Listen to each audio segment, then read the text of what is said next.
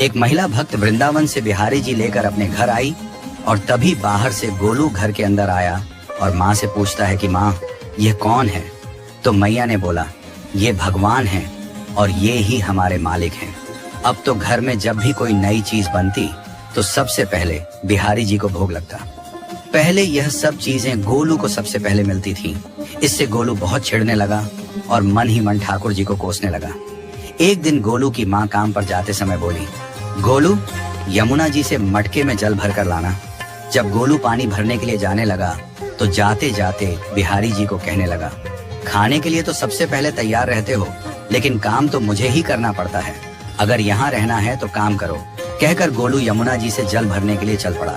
गोलू जब यमुना जी में जल भरने लगा तो उसने देखा कि यमुना जी के अंदर बिहारी जी विराजमान है और कह रहे हैं, ला गोलू घड़ा हम भर देते हैं। गोलू उनको देखकर हैरान हो गया और बोला, नहीं नहीं, मैं अपने आप भर लूंगा। लेकिन ठाकुर जी ने उसके हाथ से घड़ा ले लिया और भर कर घर ले आए। गोलू घर आकर डर रहा था कि अगर माँ को पता लगा कि मैंने ठाकुर जी से काम करवाया है तो आज मेरी पक्की पिटाई होगी। माँ ने घर आकर बिहारी जी को गीले कपड़ों में देखा तो एकदम से हैरान हो गई और कहने लगी कि गोलू ये जरूर तेरी शरारत है, जरूर तूने ही इन पर जल डाला है। गोलू ने अपनी माँ को समझाने का बहुत प्रयास किया, लेकिन माँ ने उसको डांट कर चुप करा दिया और ठाकुर जी के भीगे हुए वस्त्रों को बदलने लगी। अगले दिन जब माँ ने गोलू को अनाज पिसवाने का काम दिया तो बिहारी जी फिर अनाज का कनस्तर ले आए और माँ को ठाकुर जी के वस्त्रों के ऊपर सूखा आटा पड़ा मिला। तो माँ ने फिर गोलू को डांटा कि तुझे पता नहीं कि ये हमारे भगवान हैं और तू भगवान के साथ शरारत करता है। आज तूने फिर इनके ऊपर आटा फेंका है। तो गोलू शपथ लेकर कहने लगा, नहीं माँ, मैंने कोई शरारत नहीं करी है। ये तो मेरे हाथ से गेहूं का कनस्तर लेकर खुद पिसवा कर आए हैं। गोलू की माँ आज बहुत गुस्सा हुई। अगले दिन फिर माँ बोली, बेटा गोलू, आज तुम्हारे बाबा बाहर गांव से वापस लौट आएंगे। बस आज का ही काम है, तुम जंगल से थोड़ी लकड़ियां ले आना।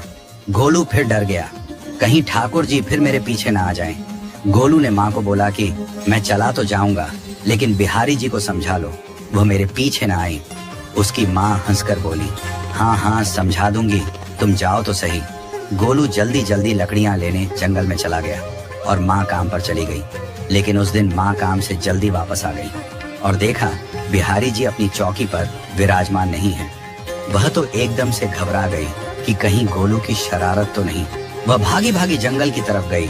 तभी उसने देखा कि गोलू के साथ एक इंसान लकड़ियों को लेकर घर आ रहा है। गोलू की माँ ये देखकर हैरान हो गई कि ये तो बिहारी जी हैं।